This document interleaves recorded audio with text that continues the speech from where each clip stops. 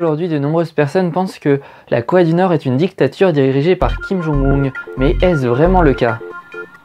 Alors oui Romain, mais avant de parler de Kim Jong-un, faisons quelques rappels essentiels sur la Corée du Nord.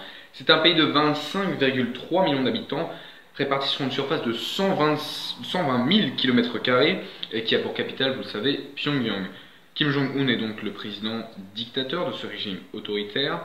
Et concernant le PIB par habitant, il est de 1700 dollars par habitant. Pour rappel, en France, il est de 45 775 dollars, donc ce qui fait que celui de Corée du Nord est extrêmement faible par rapport à celui de la France ou même à la moyenne mondiale. Le pays se situe en Asie du Nord-Est, à l'est de la Russie.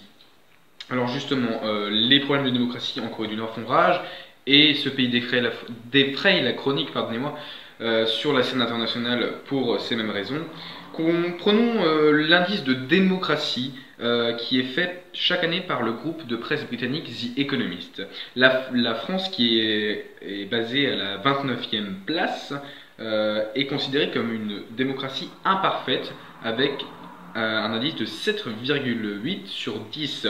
La Corée du Nord, elle, est à la place 167 sur 167 et est considérée comme un régime autoritaire et son indice est d'1,08 sur 10. Alors la constitution de Corée du Nord nous dit que c'est une république populaire qui est un état socialiste souverain qui représente les intérêts de tout le peuple coréen.